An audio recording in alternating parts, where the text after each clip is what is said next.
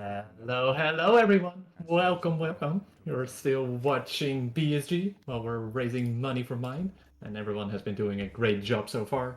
My name is Shadowfrost. I'll be your host for the next few runs, and right now we got the Jack of Hearts going to show us Jade Cocoon, the story of the Tamamayu. I hope I said it correctly. Good luck. You did. Yep. It's all good. Thank you very much, Shadowfrost. Yeah, this is Jade Cocoon, Story of the Tamamayu. It's one of those, it's a blatant, like, I'll just say it outright, it's a Pokemon ripoff. It's one of those games that they try to, Monster Battle RPG, because that was popular back in the 90s. This one, as you can see, has a very lovely art style. You might notice that you might recognize the art style as some of the dev team from Studio Ghibli, wasn't it, Lexi? Yeah, that it was. Yep, I've got Lexi here on co-commentary with me. She also has run this game and played some bingo with me, and knows quite a bit about it as well. So Yeah, the most first, of my knowledge is the more mechanical things, though. that's cool. So I'm just going to change a bunch of settings to start off with here. This is just speed stuff up during the game. We always go fuchsia because fuchsia's the best color. It's the fastest, obviously. And I'll start the game. Normally I start when we start, but I'll start after we do the main character. So, Shadow, if you give me that main character name, if we've had any donations for that.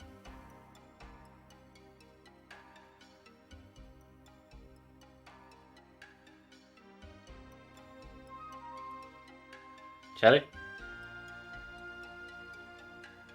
Hello? Shadow! Oh, there. I'm so sorry. I was already talking, but I realized I was muted. I'm so sorry. I still need to warm up. Alright, so yeah, the main character name is gonna be Kizaron. 25 euros donated to that. Everyone, thank you so much for donating towards that name. Oh, that's an interesting name, eh, Lexi? Yeah. Is it K-I-E or K-E-I? A-E-I. E-I. Ron. Alright, thank you everyone who donated for the name. There will be a couple of... I'll just start the timer, so go 3, 2, 1, start. Yeah, there'll be 2 monsters we'll be using during the game. There is some incentives still open for that. That will close in about 20-25 minutes. So if you want to change the names for the monsters, one will be a water-based little dragon, and one's like a air elemental, like giant snail slug kind of thing. Oh, okay. So yeah, Shadow, if you want to like talk about the names quick. Yes, If there's right. any. Right now there are two names in there, both standing at 3 euros. One of them is J Hobbs and the other one is Spike Vegeta. Both of them at 3 euros. So I feel like at this point it's still anyone's game if you want to see some other names or make sure that these names are gonna be it. Yeah, I'll take the top 2 names because we're using the 2 monsters. So, 3 euros, guys. That's not much. You could snipe any of the name you want. We got some actual voice acting here. So, one famous thing about Jade Cocoon is the fact that they decided to cut out huge portions of the story to make way for voice acting. We turn off all the voice acting in the speedrun because it's faster. And there are still certain sections where you hear it, like there's little cutscenes where the narrator talks, and this bit where you're having like in a dream sequence. There's a small bit of speed tech. Hey, I didn't hit a butt. I saved a couple of frames. Let's go. Nice. If you just hold down run there, you run into Mabu, because she's got a slightly bigger butt than her model implies. And you stop and start again. But if you move perfectly, you can avoid doing that, and it does save at least 3 frames. I tried tassing this, and for some reason the optimal way to get through with the least amount of frames is to bump into her butt once, but not twice. Oh, okay. It's not worth doing for a standard run. So yeah, we're fighting Minion here. So the first 10 minutes of the speedrun is literally just button mashing while we get through like a little intro section. This is a backstory and, you know, what's happening. And in the dream world, you're going to get attacked by the Dream Man and this minion named Minion. It's actually just a bigger reskin of the beginner monster you get. Which is and fire elemental. So of course it kills you. There's no way to win that battle. And now we're gonna get to a section where our best friend's gonna go, "Oh no, the village is being attacked." So we've got like a little bit of a cutscene here. So Shadow, if you've got anything you want to say, now's a perfect time while I hydrate. Yes, wonderful, wonderful. Like we mentioned before, there are still some donation incentives open for this game, and while you do, when you make a donation, you are actually might be eligible for some prizes. If you donate €5 or more during the event, you'll be eligible to win a €25 gaming gift card of your choice. So either for your Nintendo account, your PlayStation account, Steam account, you name it, you'll be eligible for that. And also the amazing prize of the Majora's Mask display. It's like a metal plate which you can decorate your wall with, your house, your outer wall, wherever you like to put it. If you donate €7.50 or more during this period of time, you'll be eligible to win that. So, you know, if the donation incentive wasn't enough incentive already, then maybe these prizes are. Yeah, I tell you what, with $8, you could name both of the monsters anything you wanted and be in for the draw for the display. Ooh, sounds like a good deal. Sounds like a good deal. So yeah, village is attacked by giant monsters or something. Lexi, do you know more about the lore than I do? Because I've forgotten it a long time ago. Okay, thanks, Lexi. Oh, sorry. No. Take a while to warm up. Can't believe this. You called me on here and now you're bullying me. That's a standard relationship, though, isn't it? Yeah, pretty much. So what happens is the forest gods have been angered, and so they've sent a plague of death locusts in to sack the village of Peril. And the shiny light thing was our grandmother over there, Garai, trying to put up a force field. Without that, everyone would have died, but instead everyone's been put to sleep. So they're going to blame her for everything that goes on later in the game, but we're not going to read any of that, because it's not needed for the speedrun. And we just received the greatest item in the run, for the run. So a couple of months ago, about 6 months ago, I did this at UKSG, but I did glitchless. This will be an any percent run, and we just received the best item the item we need for the any percent run, which makes it faster. The Hunter's Earring. It has some special properties which allows us to like teleport throughout the forests to get to places that we shouldn't be without doing certain objectives, allowing us to skip a couple of bosses and several cutscenes. We're going to have one more quick dream sequence here.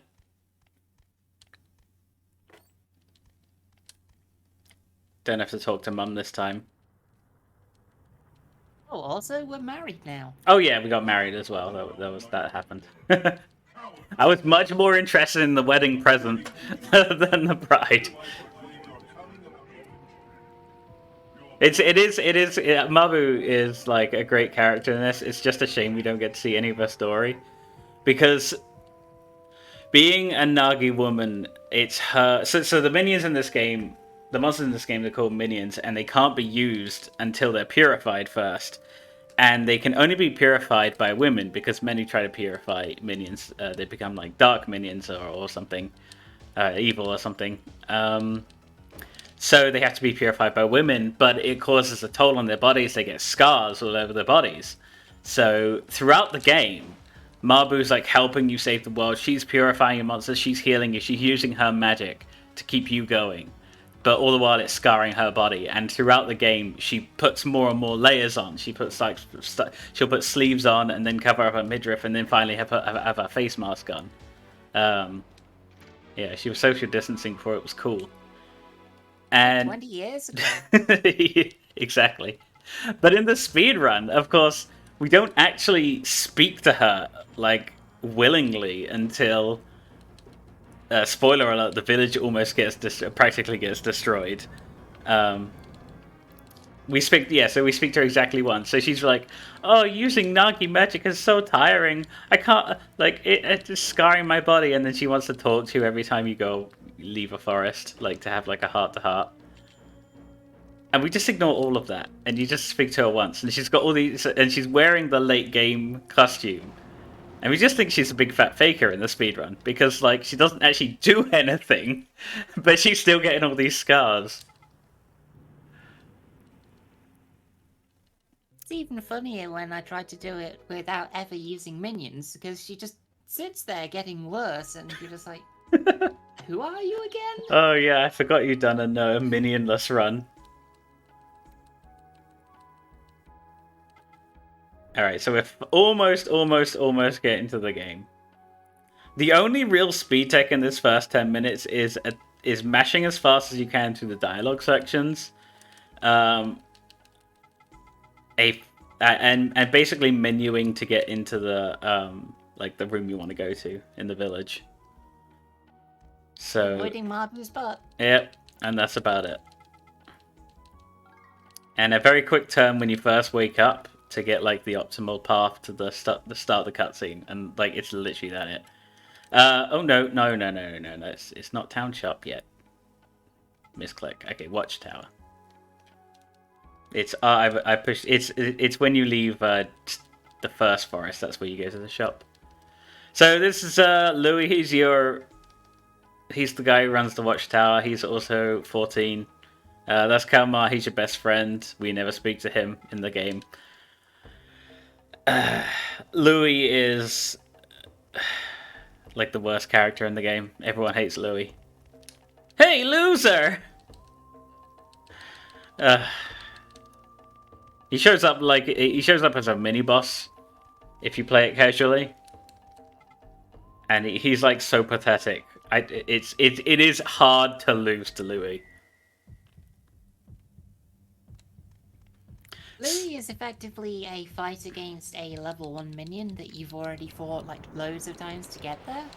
So it's practically impossible to lose to him, especially when he's got an attack that's pretty much just Magikarp Splash. It does nothing. Or when he just like turns around and smacks his butt at you. Like that's one of his attacks. Yeah. So this is Chorus. He's like a blue cocoon master. He protects this forest. Chorus and the forest. He'll give you your first minion. I actually completely missed a patron the first time I played this game. I don't know about you. Because my brother was like, "How the hell did you miss this monster? He gives it to you," and I'm like, I just walked away and captured my own. Didn't speak to him. I played the demo so much at this point, and that just gives you a patron and Patalchu for free. Yeah, I talked to him because I just like listening to what he's got to say. Yeah. The voice acting is actually quite solid. Like, it's just a shame they cut out so much of the story for it. Yeah. I'm gonna do a bit of an optimization here, so I'm gonna back off and I'm gonna go forward again. This will switch the minion element, so it was fire, and it's also gonna reset its position, so I can just zoop around it. And will we get the double zoop? No. The second one's complete RNG. Sometimes it can stand still, sometimes it can turn around, sometimes it can walk forward. It loses a few seconds to encounter, but not too bad.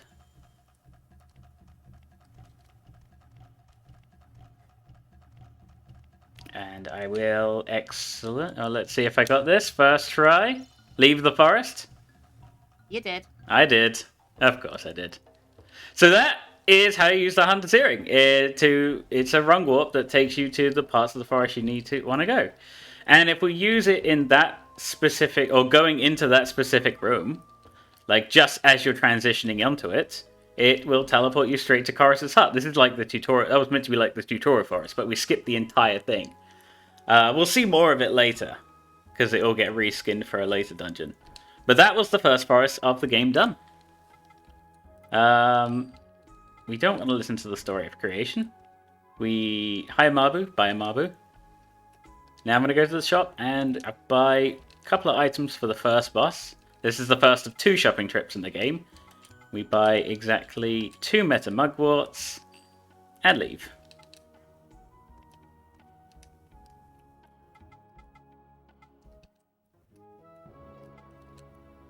And a side effect of the Hunter's Earring glitch is that instead of being teleported to the start of the barrier gate, like at the bottom of that last screen, you will instead be teleported out of the last forest you were in. I don't think it's any faster to move around than it is to just go straight. I think it is slightly faster. And now for the reset point. So, if you want to get into speedrunning Jade Cocoon, there isn't a speedrunning specific Discord, but there is a Jade Cocoon Discord you can join. You can at me on there if you want to ask me any questions. If you were interested, but I would say, like, this is a thing that is necessary for the speedrun. We need the Mardreg. Like, that's just... we just do. It's level 3. We're only capture level 1. So it's going to be difficult to capture. The world record speedrun for this doesn't damage the Mardreg. It just captures the Mardreg straight up. That's 16. Okay. So yeah, just like Pokemon, we need to weaken the monster first. If I was on a casual, like if I was going for PBs, I would probably attack it 2 or 3 times.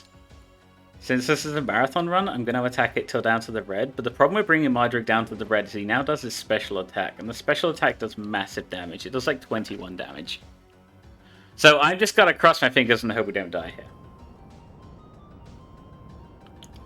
I think the only chance we have to die at the minute is if this capture fails and Mardreg gets a crit. It didn't fail. This was failing. Like, I was doing a practice run earlier. That's good. And I died to the Mardreg because I used up all of my mugworts because it just would not capture. Yikes. Yes. So I'm happy that we didn't get a repeat of that. So the movement tech in this you might notice is quite tight. So I need to pick up this key and also avoid that Mardreg. And also avoid the Hiralko that was there before. But once you get the movement down, it's really rewarding to get a good run when you got movement tech this difficult, because it is a little bit difficult with the tank controls, which is very 90s, like, oh, how I loathe tank controls. Incidentally, the PAL version of this added analog control support. Huh. Yeah, I don't remember that. I played PAL when I was a kid. Yeah, it never specifically says anything about it, but if you switch the analog on, then you're just free to do what you want with it. 1, 2, 3, 4. Okay, that's excellent. So I'm going to heal up with my mugworts. Perfect amount. I'm going to equip my silver crown. And one more Hunter's Earring transit. This will take us right to the final boss of this forest. Kekinak is at the end of this corridor. It meant to come in from the other direction. But we use the Hunter's Earring to teleport us here. It also avoids a boss battle. And I went to pick up something out of a chest earlier that has a accessory that boosts my magic damage and gives me a bunch of throwable magic items. These are, of course, entirely necessary for this boss. And another monster that's coming up in a little bit. The only thing bad that can happen here is if Kekinak crits me.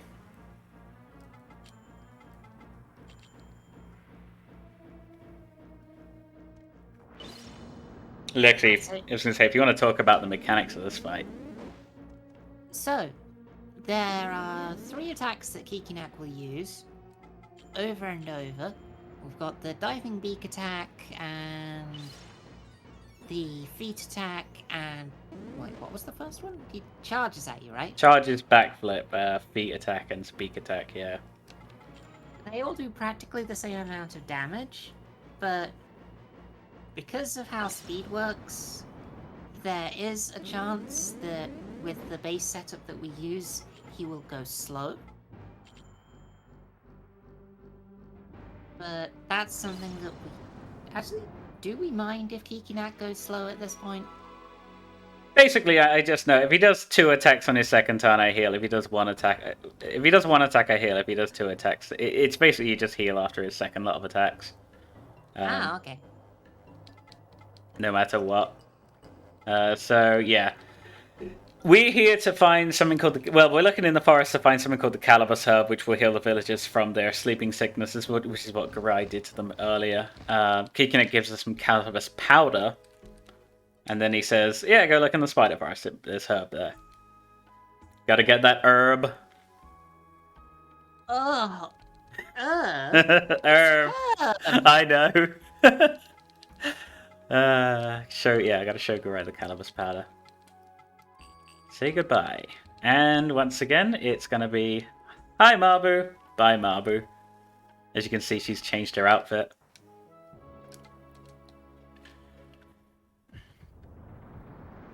We got about about 6 minutes before we want to cut off the names. So you get your names in for those 2 monsters. That'll be the 2 that I captured. So anyone who wants to get their names in, now's the time to do it. So I'm gonna use. Still anyone's... Oh, go ahead. I was about to say it's still anyone's game with both top options being at €3 right now. It can still be easily sniped. Excellent. Thank everyone who donated for the names anyway. That's it's great. I like running this game quite a lot. It's fun. It's an easy little run. It's got great music and good atmosphere, I think. The only real issue I have is my capture card doesn't quite capture the color properly, so it looks a bit dark when it's streamed. So this is another, like this, I basically skipped like 90% of this forest just now because what we would do in the speedrun of this forest is run all the way to one end, talk to a guy, give him something, go back to the village, come back. Alright, just didn't want to run into that tree. Come back, get some treasure from the village, go back to him. He'll unlock a door. Then you go all the way to that door, and then you get into this area here. And that's that. We skipped all that because there's nothing to do. There's no monsters you need to fight. There's no bosses at all. So what's happening here is, in the story, if we carried it on as Jack just mentioned, doing the proper way, the town's shaman would have given us an item to imprison the god tree of the forest. This is what's happening here now.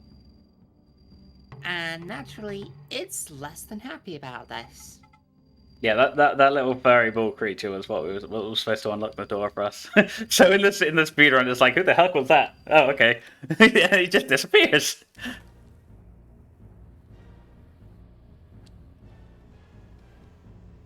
And as you can see, Mabu's now wearing a face mask.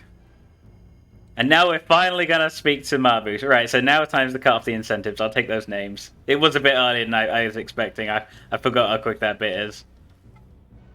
Alright. Then I'll be closing the incentive right now and do one final check on whether it's still the same. I think it is. And so, yeah, the names are gonna be J Hobbs as for the first one and Spike Vegeta for the other. Okay, Rename a patron. Is it like capital J? How do you spell it? Capital J, capital H, and then OPS. lowercase OPZ. Oh, OPZ. Okay, no problem. J Hops, welcome to the team. Rename and Spike. Is that a reference to that character from Zootopia or Zootropolis? J Hops with a B. I'm sorry. Okay, I'll sort that in a sec. Spike Vegeta is... Orbs. Spike Vegeta is an appropriate name for Mardreg. I hate 80s. I hate ABCD keyboards. No, not Spike Vegeta. It's Spike Veget. Oh no, Spike. It will have to be Spike Veget. It won't let me have any more letters. Alright, so what was the J-Hops one again? J-Hops is capital J, capital H, lowercase o, lowercase b, from like the... BZ. Okay, I get it. And BZ. Okay, there we go. Alright, thank you very much. Mabu appreciates being forced to actually do something in the game. So yeah, Garai is about to be sacrificed because, wow, who would have thought trying to capture a god of the forest who keeps us all safe would be a bad idea? So now everything's going bad, and they think, how do we sort this out? I know. Human sacrifice. So Lexi, if there was one person in a village to sacrifice, who would you not want to pick? The person who is protecting the forest. The person who is trying their best to protect the village. And maybe not the one who also has proven magical powers. Well, I mean, they had two to pick from there. And now it's 4:20 time.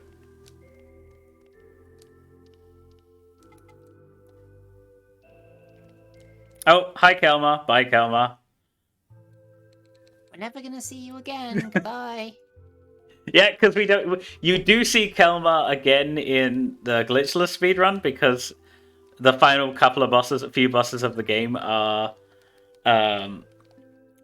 they're like embodiments of the negative feelings of some of the people you know, and one of them's Kelma. But we skipped that boss in any percent.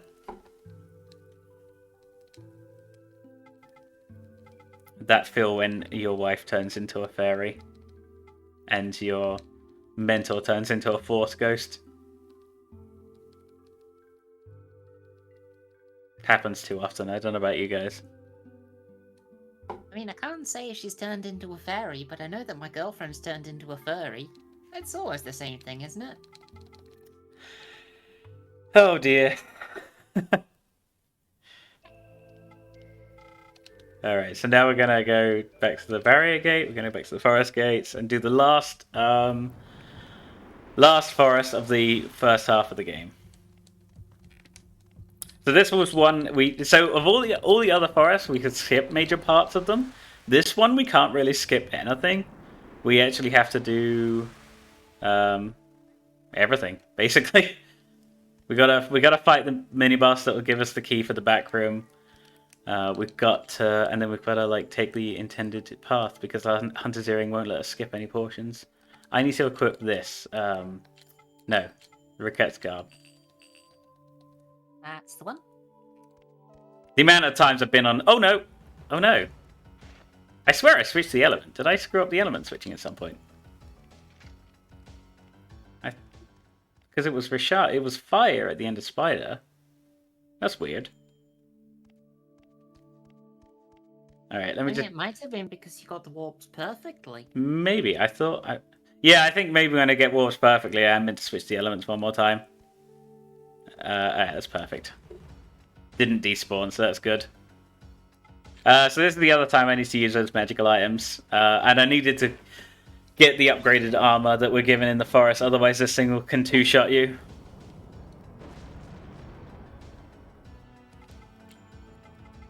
Also, this is the first forest that has an interesting example of cut content from this game. See, for the international versions of this game, this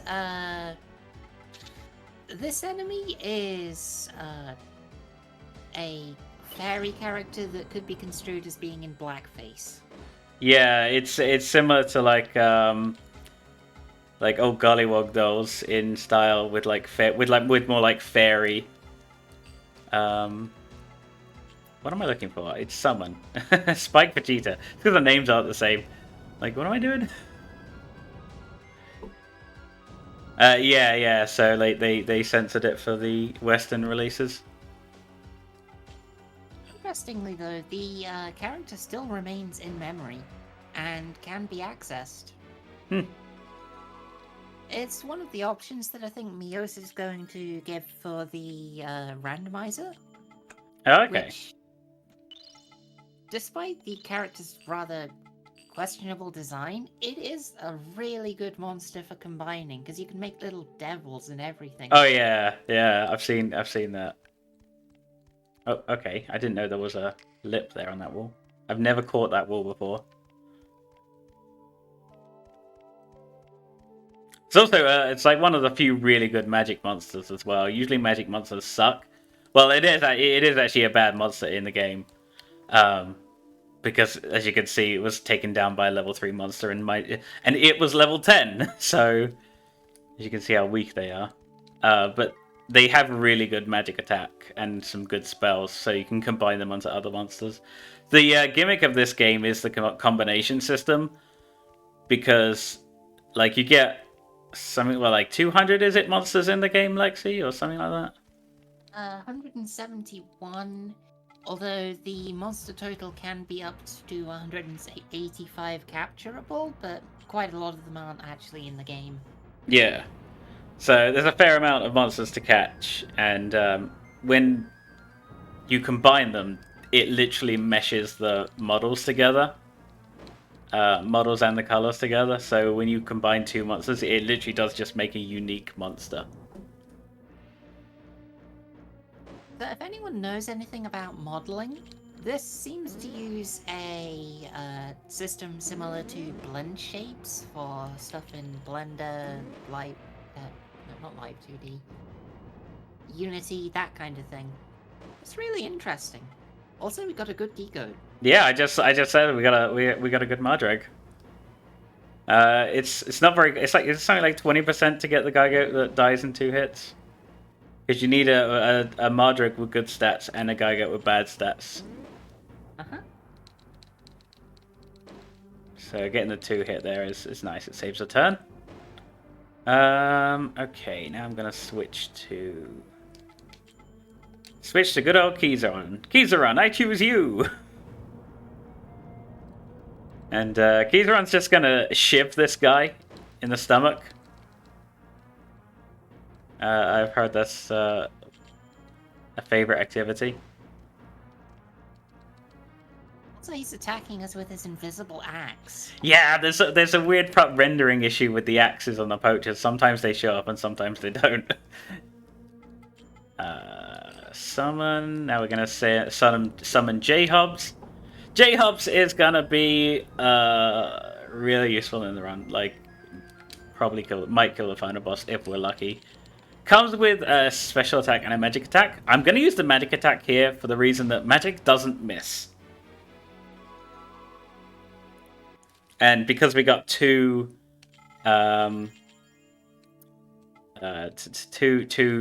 special attacks up on the poacher, which is good. It means that I knew that three swipes with the knife and 1 magic attack would kill the poacher perfectly. See, the level up system, how it works is you might notice a patron was level 3 and then it just zooped up to level 11. That's because the poacher was level 11. So when one of your minions kills something, you get boosted to that level. If you happen to be a lower level. Yes, excellent. Took a very specific path there because sometimes that monster respawns and sometimes it doesn't.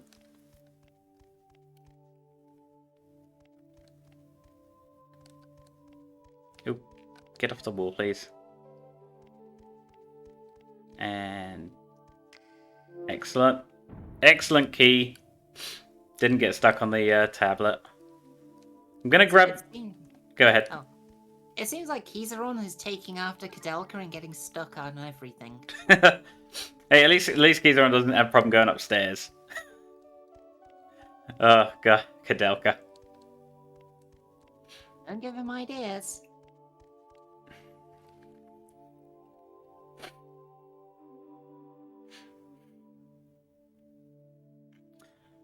So yeah, so I'm picking up items specifically for money. If I can't exactly remember what the minimum threshold of money that you need is, but basically we have enough but we have enough for certain because I opened up a treasure chest that has something called a Tendai in it, Tendai Uyaku, which is it revives. It's like a max revive, and you can't buy them in the shops until later, but they sell for a lot of money. So it's like I'd prefer to keep it for safety, but if I have to sell it for money, I will. And if I have to sell it for money, it depends on whether or not I get walnut drops from Kikinek and Poacher, which I think I did both. So I should be able to sell all of my keys and my walnuts and still be able to keep the Tendai. So you're going to be selling your nuts today? See, yeah, it's a normal day for me. Shadow, if you were anything you want to read out right now, we got a few minutes of cutscene mashing. Yeah, it's great. Then I can definitely tell you a few things. So yeah, if in case like the monster names are super amazing, I love seeing those names. But unfortunately, if you didn't make it in time though for those incentives, don't you worry. We've got more incentives lined up for you as well. For example, for the next run, actually, for the Star Wars: The Force Unleashed any percent run, you can choose which ending will be played during the run. So right, you either got a choice between the light and the dark ending, and right now the light ending is in the lead with 45 euros, and the dark ending is falling a little bit behind. And me being Shadow, of course we gotta go for the dark ending, right? So let's make it a close match for those two incentives, or for those two options for the incentive. But if you don't care about that, there's still a bunch more lined up as well. I could go through all of them, but we're also here watching a fun Jade Cocoon run. I don't want to talk about incentives forever unless you really want to, Jack. You could talk about one more quick. I'm good. All right, then for the run afterwards, Star Wars: The Force Unleashed 2, there's another incentive for that as well, for unlocking the Guybrush Tree Killer costume. It's an amazing costume that can be worn during that run. Right now it's out 38 euros and 50 cents out of 100, so it's still a little bit away, but if you want to see that amazing costume, make sure you get your donations in for that as well. All right, thanks a lot, Shadow. Yep. So I'm just gonna go buy some stuff, Lex. Alright, I'll explain what's happened then. So, we have gone into the heart of the forest and entered the Temple of Kemuel, the dwelling place for the Nagi people. We are speaking to the person who is effectively the messenger of God now, Ni. And we've had to give up our 4 keys to the forest to get a shiny blue rock. We get the other 3 rocks from doing these Netherworld forests, although we will entirely skip getting the air one. Yeah, it will just show up on our inventory when we need it to. It's fine. I'm gonna keep the Tendai. I said sell this, sell my walnuts. Keep the excellent liquor. Right, so it's 5 sleep spores. This money is pretty tight. There's small chance the run can die, but I should be okay. 5, 6. Wait. That's not enough. I do have to sell my Tendai, don't I? Oh well. Goodbye, Tendai. You are my safe. We're doing it live. We're doing it live. No safety net, guys. 07, Tendai. Okay, and that's fine. That's all the items we need. And I'm gonna... Nope, those are also supplies. I'm gonna buy this weapon here, the little bird. Nope, I'm gonna buy the little bird. And I will ready it. Save us going into the menu to ready it. Or equip it, I should say. and gonna say goodbye. And this all going to plan. This will be the last time we ever speak to Moo or Ra. I forget which is which. Same, honestly. I couldn't even when you said Tempo of Kamul, I was like, oh my god, that I didn't even know that was its name. So there's been an interesting discovery about why there are no monsters in the arena before the first major boss. Oh yeah. It turns out that the battle arena that's selected is based on the map you have loaded. So if there were monsters in that map, they would fight in the same swirly fire vortex that you fight the boss in. Oh okay. Would that automatically change the Does that automatically have the element power? I believe so. Okay. Although that's something I'd have to ask Mios to be certain on. Yeah. There's been some work on a randomizer recently, which there wasn't. Well, the randomizer's been out a while, but then there's been a lot more work done on it more recently, which is cool. Previously, it was just randomized minion spawns, which is pretty cool in its own right, but now Mios is doing work to get pretty much randomized everything. Cool. Yeah, I might definitely do some submission for Bingo-thon once the randomizer's in a stable final state. Get a what was it, one in. Was it an, what's the drop chance for rare items again? And I got that axe when we were playing bingo. Oh, the Pale Moon? Yeah. That was a 1% drop chance. 1% drop chance. I picked up this axe that's super OP for where you get it, and just spend the entire bingo match just killing things with this axe. It was so much faster than using minions. It was unbelievable. You should do that on Minionless. Just get the 1% drop. That's actually what we do, just with a different one. Sadly, the Pale Moon isn't strong enough for what we need. It has to be Dragon Crest. Fair enough. Oh dear. So I didn't use the Hunter's Transit earlier in the map because Chorus's hut doesn't appear in this version of the forest. So I had to use a slightly different one, which only skips one room, but it skips two two possible encounters. Considering the layout, they are practically forced. Yeah, one of them is nearly always forced. So it's about a 20-second time save minimum. So you might as well do it. Can you RNG manipulate the drop?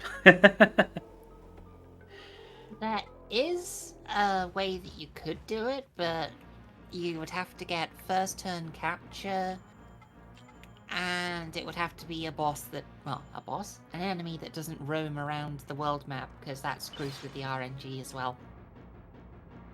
So it'd have to be something like a dragon that just sits there on its own until you wake it up. Have you thought about programming a task for Minionless? I have, actually. Might be. I didn't get very far. Oh dear.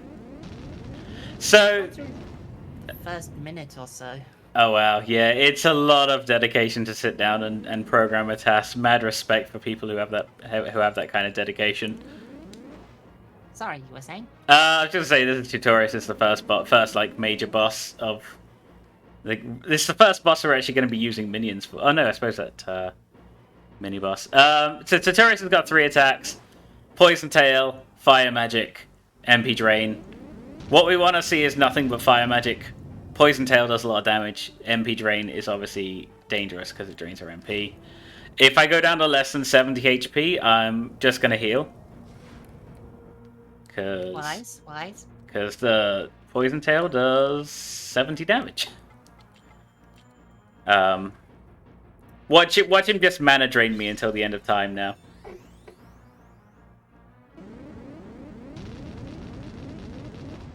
Okay, that's good. Summon J-Hobbs again. Alright, J-Hobbs, it's up to you. Chat, lend me your energy. We don't want to see our MP being drained. It's down to the red. Oh, it's MP draining. Chat, where's my energy? Okay, that's down to 1. If you get a crit here, you can do like a 5-turn tutorial, but it has to be a 6-turn. 2! Oh, I did. It did the thing that I told it not to. I'll be okay as long as it doesn't keep poison tailing. Because I've only got... So one of the items we bought when I was doing my shopping trip was the Mirror of Devas. They protect our minions from status ailments, and the next 2 bosses will both have nasty statuses, which we don't want to see. Now I'm going to switch to Spike Vegeta. And Spike Vegeta's going to just take down Fire Boss. Yeah. Most top 10 original enemy names in video game history right here. They do have a slightly more interesting name in the Japanese version, but it will not fit in the character limit to save its life. Oh dear. I mean, there's something like Disciple of Fire, Wind, and Air. Wait, no, Wind and Air are the same thing, Lexi. See, Disciple, like Fire Disciple, probably would have worked or something like that. Nah, 10 character limit. Well, I'm sure they if they cared, they probably could have done something a bit better than just Fire Boss. So that was Fire Boss. Our minions are now leveled up to the point where we only need to do one more. You might have noticed me doing a monster early in this forest. That was just to gain a single level on a Patron or a J-Hub so I could take down that boss. Doing it at level 11 is super sketch. It's possible, but it's very sketch. Oh, and invisible event. Oh yeah. Increasing your level increases your attack power as well, so that would probably have been like 6, maybe even 7 hit. I can never remember what that boss is called. Tutorus. Thank you, Tutorus. Yeah, weird side effect of the Hunter Transit glitch as well is being invisible during that. You're meant to like walk in slowly and you're getting down on your kneel and you present the prize of the crystal we just won. The fire crystal. But yeah, that all happens when he's invisible. Right, so now I'm going to use one more sleep spore. Sleep spores are like my favorite item for the speedrun. They help so much. Just keeping minions in place on the map is just so handy.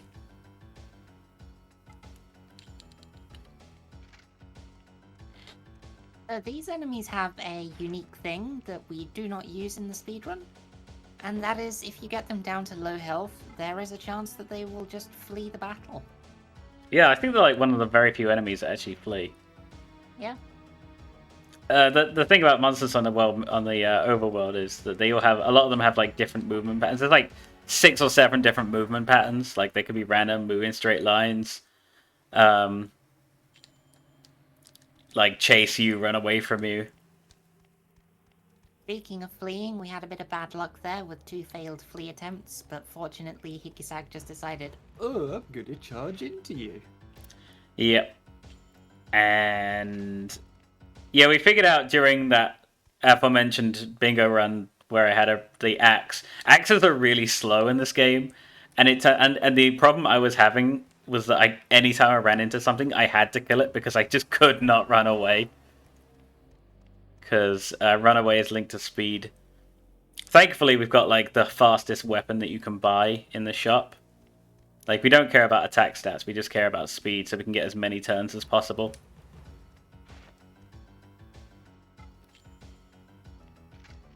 Kizran's gonna run away from the Zolmu that's just sleeping. It's just sleeping there, and we decided to like run into it and wake it up. So rude, Kizran. yeah, it's just like, you kick it because it's in the way, and you're just like, rude. And then we complain when it starts springing all over us. Yeah, I know. Okay, so let's get up to this. That should be perfect. I think I've got every Hunter Transit perfect this run so far. And there's only Yeah. one more. So that skips the entirety of the dragonfly, the Netherworld Dragonfly Forest. So we just go into the Netherworld Spider Forest now. This is the last forest we're going to be doing. As long as I don't screw up this. Use the exact same point as before. Perfect. And there's a spiral right there. I'll fight you. This is a funny little fight we've got to do here. We need to level up Spike Vegeta to level 18. The Spiral is level 18. But the Tragaron is Earth Elemental. It's Earth Elemental. It will kill... Spiral is Fire Elemental, so it won't take extra damage from air. So I have to weaken it with J-Hubs. But J-Hubs is weak to Earth. So if J-Hubs was out while the other Tragaron was out, J-Hubs would die to the Tragaron. So I have to use the Madrig, kill the Tragaron. Use Spike Vegeta, kill the Tragaron, switch to J-Hubs, do 2 water attacks on the Spiral, then switch back to Madrig or Spike Vegeta. Tripping over all these names. And then, finally, Spike Vegeta is level 18. That is the fastest way to get to level 18. I have tried faster ways.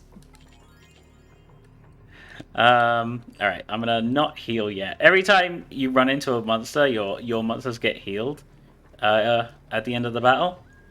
Yep, plus 25% to health and mana at the end of every battle. So it saves a little bit of time if I can do this. I use the sleep spore here. Get past that spiral, avoid that fight. We're coming up to the final boss of the game. I am gonna heal Keezer on here for safety. Small chance I'll die and have to redo this entire area. Though it's never happened during a marathon before. And it hasn't happened yet. Everyone's at full health. As we head into the final area of the game. The final dungeon. Or the final part of the dungeon. It's just 2 back-to-back boss battles with a bit of dialogue to mash through.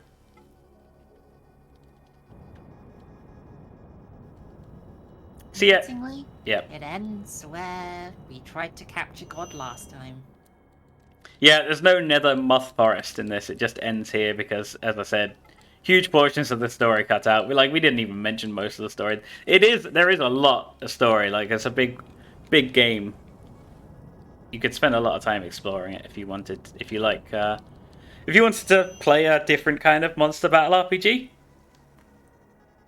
And as we said, there's a randomizer for it now, so you can always pick that up and have like a less standard playthrough and still experience the same story. Right, so we had Fire Boss 4, now it's Earth Boss. So Spike Vegeta this time is getting a Mirror of Deva. And because we have our little bird, we get a double turn. The little bird is basically essential. I don't know what we would do in the speedrun without it.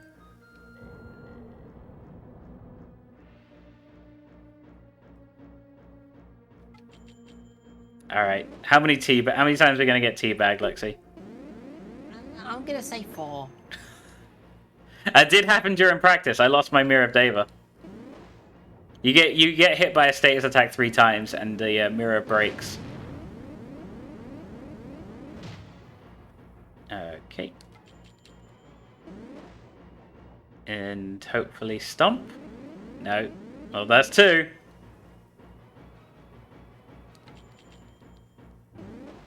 And double turn. Excellent. Okay, now stomp. I'll take Earth Magic.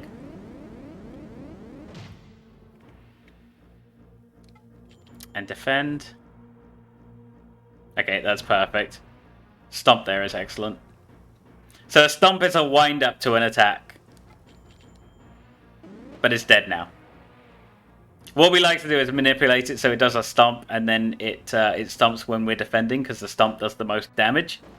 And you might notice me defending a few times in the run so far. Defending gives you back a percentage or a certain amount of your MP, your mana, which is essential for doing special attacks. Also, the Stomp does 1 damage to Delphinel, because... coding? Well, it does 1 damage to itself. It does 1 damage to itself, so it will actually play sound whilst doing the special animation. Oh, wow. So you can, via dumb luck, get the Delphinel to kill itself. Oh my gosh, we got the bloody garb. Nice. What kind of run is this? Alright. Heal my minions. Did not forget to heal my minions this time, unlike another marathon where I may or may not have played it earlier this year. I think that's why the final boss was so close as well, because it just my monsters kept missing, and also they were low on health from not being healed. In the Japanese version of the game, you can't heal after battle like that. So you have to go straight from Delphinel and Earth boss into the final boss of the game. Yeah, you gotta sit around doing defending with Levant, because the Japanese 1.0 version of the game has actually got really broken defending. It blocks 80% of damage instead of 60. Wow.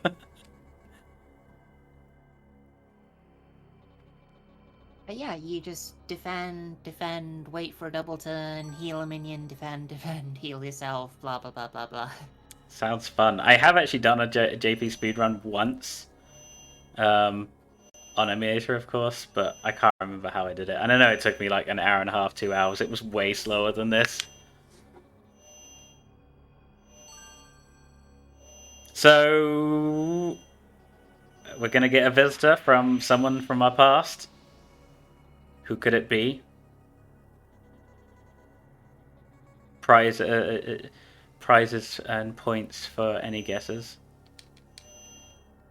Actually, this brings up something. Ah. There is more content. It turns out that the person you may have been fighting in the dream world at the beginning wasn't this masked guy, but yourself.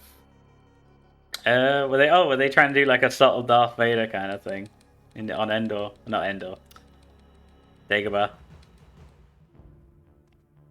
You have seen Star Wars, right? I have not, no. Okay.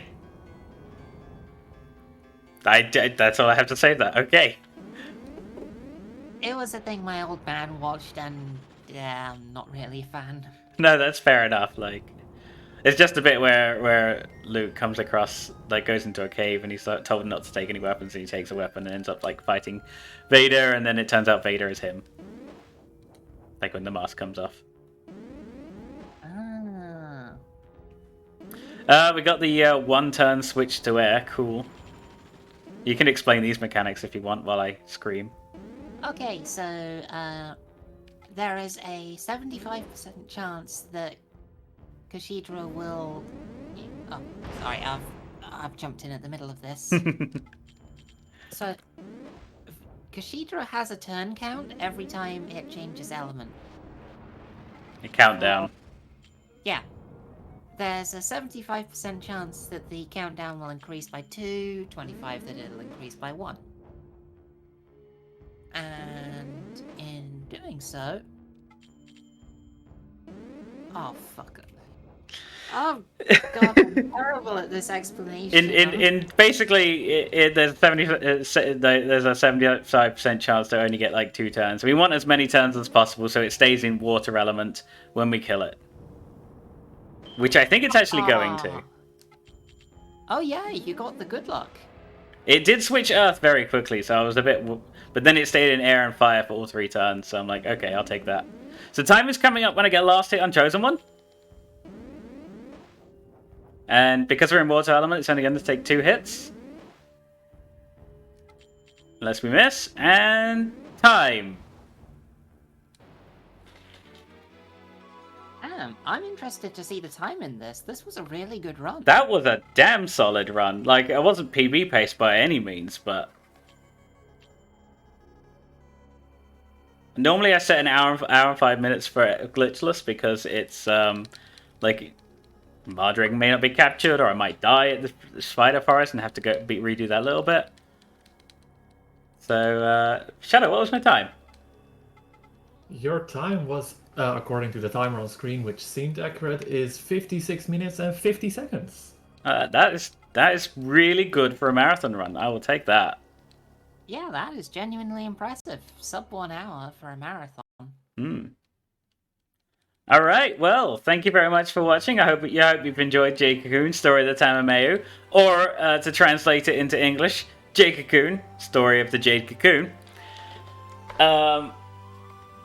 Shoutouts to Alexi for joining me today, because she's always good company, and the Jade Cocoon Discord for having like a whole 30 people in who still remember this game.